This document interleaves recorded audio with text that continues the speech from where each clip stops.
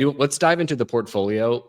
What are you hearing from some of these smaller companies? Because we talk about the hyperscalers. None of those are currently in the AI portfolio that we've been talking about and managing in full view on this show. So let's dive into the portfolio a little bit. What have you been hearing? And then after that, let's talk about the trades that we're going to be making. Sure. Yeah.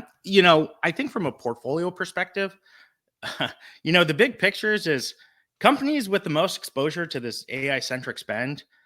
It's been almost universally a very good earnings season. Kind of remarkably so, because I've said since the start, David, right? We've got kind of different spending categories. The first thing that we saw was companies just want to buy as many NVIDIA chips as possible. And that was kind of the first wave of AI spending. The second wave is going to be they want to build these massive clusters. They're going to need a lot of networking. It's going to lead to a lot more categories growing. We've tried to get exposure to that in a variety of ways. We've done Coherent and Credo with optics. We've tried last week. We went more into Vertiv and Schneider Electric as kind of the infrastructure play. And then, of course, we have, the mainstays where we've got, Broadcom as a combination of networking and also its chips. And then we have companies like Taiwan Semiconductor as kind of arms merchant across this entire space. What we're really seeing right now is companies in that Coherent category have had an absolutely incredible earnings season. So I'll just pull up the numbers for Coherent here. Number one, it was up 10% on Thursday. We're filming this on Friday. As of today, it's up 45% since we announced our intention to buy it. Obviously, great return in 2 months. An EPS of 74 cents versus 61 cents expected. But this was just the first of many companies in this optics space that has just announced really blowout earnings. And the commentary, you really got to go in and read the earnings calls and see what they're saying. This is a cyclical industry. It carries some risk, but you rarely see the levels of enthusiasm you're seeing right now. Lumentum, which is a competitor, they issued projections for next quarter of $390 million in revenue versus expectations of $354. Earnings were 35 cents versus projections of 27. They're up, David, I don't know if you can pull up. I think it's up 16% today. I honestly expect it to be a bigger jump than that. And this is a point that I've made where you have very acute needs, and whether or not something is a bit of a commodity or not, when there's only so many players and you have really acute needs, you're going to have significant margin expansion in a short period of time. Another company I've talked about on the podcast before is Applied Optoelectronics. I've said I personally own call options because I liked the potential for some of their engagements to really go up. Again, this is a company, last I looked, was up 25% today. It was up 10% yesterday. It's seeing huge takeoff. They're talking about more wins at, diversified cloud providers. And they're basically saying we are scraping together all the cash we can to do a massive build out next year because of all the business that's coming in. I mean, it is incredibly bullish to listen to these companies that are kind of in this first phase of these data centers, that, again, re-architected for this AI world. Now, I think we need to just look at, we've had Coherent, as I mentioned, and Credo very tightly to this trend. I wish I'd been more aggressive, right? But we also want to keep risk in check. Like, let's face it, like a Broadcom is just going to be a lot less risky than Applied Optoelectronics. When I bought my options on it, they were worth $300 million. It's a tiny company. These are, Coherent is the largest and safest one of the bunch, and it's worth some like $15 billion. It might be worth more with how much it's gone up. Lumentum's worth $6 billion after today. But the takeoff is really happening in this area. David, we got a listener question asking us about Astera Labs. It's a company I've been listening to. I tried getting to it last episode because I wanted to talk about them because they are very levered to this AI spend. And guess what happened with their earnings? They were up 33% the next day. They're up 78% in the next month. And again, you look at Astera Labs, a big part is they don't have that leverage to the prior kind of architecture of how you build data centers. So when all this spending comes in, there's an upside to them. And we're seeing the companies that get the upside for this next wave and lack that downside. They just see the biggest gains as the spending really accelerates. So I would say I'll talk about two other areas I think are important for the portfolio.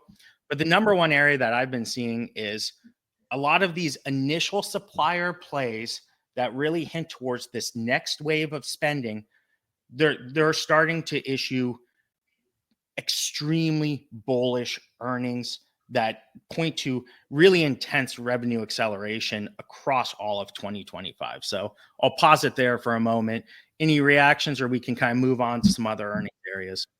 Yeah, I mean, I think we talk about this second wave, the first wave being NVIDIA. It seems to rhyme right now. We talk so much about the explosive stock price gains that NVIDIA has had over the last couple of years, but paired with it was the earnings growth. So it wasn't just this, oh, multiples are just getting out of control. It's you're seeing that inflection point that you've talked about with so many of these companies, that we might be nearing this inflection point of them just stepping up a next level in terms of performance. I also just, I've said a few episodes ago, I talked about how these companies are seeing such explosive growth in top line, in share price. I want to mention, you threw out this word a couple of times, earnings per share. These are profitable companies.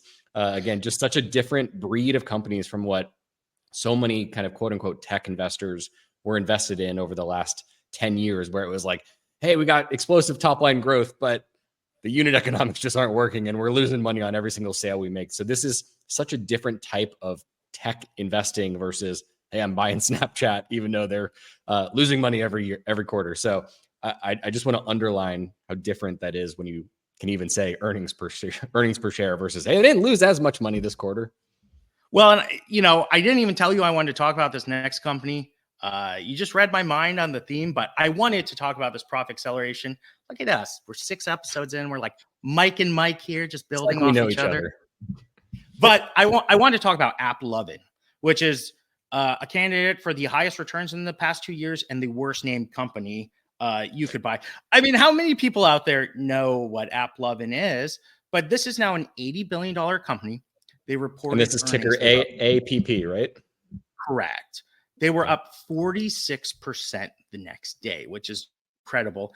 And this is a company, they're an ad network for mobile apps, right? And what they did was they went and they built a network of first-party data. So they were essentially able to train their models. And this is kind of what Facebook has done.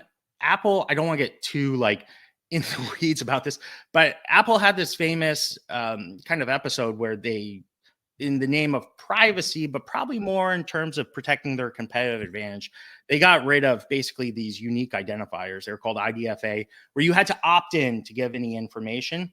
And it really left Meta scrambling. And it led to the episode where they, in the fall of 2022, went all the way down to $80. And Meta kind of got out of this by they took AI, they made it their competitive advantage, and they used artificial intelligence to basically be more predictive about advertising. And they set themselves up for a world where they're actually kind of more efficient than they were under this old world. And AppLovin did the same thing because they had that first party data. It was a really genius move. And since the start of 2023, I mentioned Facebook hit its nadir in the fall of 2022. AppLovin hit its nadir at the same time. They are up 2,200%. NVIDIA is up 940% that time. And it's a software company. It's a software company. It's an AI play, and no one's thinking of it. And the why on this, David, and this is exactly what you're talking about, is because every incremental dollar that they've been making off kind of these AI initiatives to make their advertising better, they're getting something like, for every incremental dollar, they're getting 80 cents in profits back. So a lot of people, you need to understand a bear case for AI. And as we've said from day one of the show, it cannot be up 15% every month. I had someone the other day who said to me, I've got Coherent. That one's been kind of up and down since you recommended it. I'm like, it's up 45% in 2 months. It's very good. We got to remember, market in general, you're hoping for 10% a year. But sorry, it's a crazy time right now in the market. But a lot of people who put out the bear cases on AI, they are saying that, look at the price to sales multiples. Well, if you look at the price to sales multiple on a company like AppLovin, it's insane. It's totally insane. It's one of the highest things. But if you're a company that can turn a lever that for every single incremental dollar in sales, you're doing 80 cents in profits. We've never seen anything like this in the history of the market before.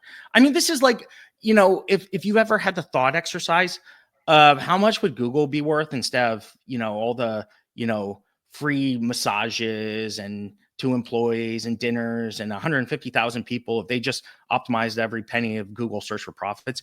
This is essentially what you have, and you're being able to watch. And it's a company that, again, it's up 22%. So, this shows companies that are often in the bullseye of AI, they are driving revenue, but they've been able to actually drive profits at a level unlike we've ever seen in any trend before.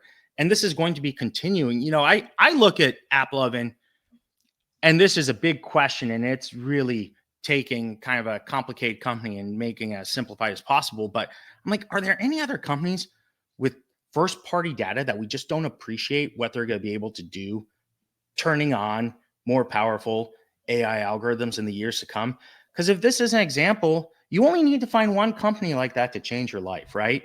If you held AppLovin from 2023 to today and it was a 5% position, your life has changed. You've beat the market for the next decade. Like, job done. So, it's something that's bouncing around in my head right now, and is this profit situation, which I don't think we've talked about, the ability of companies with this first party data to get incredible operating leverage. And I think there's going to be some incredible success stories that are below the radar. Because again, a company with two and a half times the returns of NVIDIA in the last 2 years, and right, who's heard of it, right? What percent of listeners have heard of this? 5%? I don't know. Yeah. So certainly a big trend, and we talk about so much on these first 5 episodes about the infrastructure of AI. Obviously, what you're kind of hinting at is there is a third wave then of we've built the infrastructure. Now there's these companies implementing the technology, and that inning might be the longest inning. That might be a 10-year story, and there's going to be lots of losers too in that space of companies that missed the AI opportunity, which is probably fueling a lot of the spend. Now companies are afraid of missing that, and their competitors utilizing the technology and leapfrogging them. So I think that it doesn't feel like we're there yet in terms of the narrative of the market, in terms of when people think about AI, it has been so chip focused, infrastructure focused. We haven't quite got to that software part, but it certainly seems like an inevitable. There will be more AppLovins. I don't know if they'll match the names, but it seems like there will be many more. Let me pause right here and just say another example of where this could be playing out in the portfolio right now. So Synopsys is one of the earliest companies we recommended. They make the software to design chips. And one of the reasons I recommended that was I think it's, historically a tremendously well-run company. But I said, I think AI is going to make the software they sell incredibly more valuable, multiples more valuable. And they're not just going to grow with the chip market. They're going to, if you think the chip market's going to be big, I think they're going to grow at well above that rate. So their primary competitor is a company named Cadence. Their CEO came out here. What do you say? He said AI is going to triple their addressable market, and overall sales of their AI software that they've been releasing was up threefold last quarter. Now that's off a small base, but you're starting to see some of this come together. It's like, okay, well, that's a software company, and it is pretty chip adjacent. They make the software for chips, but they're already talking about their ability to drive incredible amounts of profit leverage off their software. So maybe we've got one in the portfolio right now that's already seeing this play out via Synopsys, and we should honestly probably incorporating that knowledge, either buy Cadence or increase our stake in them in the weeks to come. This is where we're always trying to incorporate this new stuff going on, but you can see the power of this, that these companies they probably will see incredible profit margin expansion in the years to come.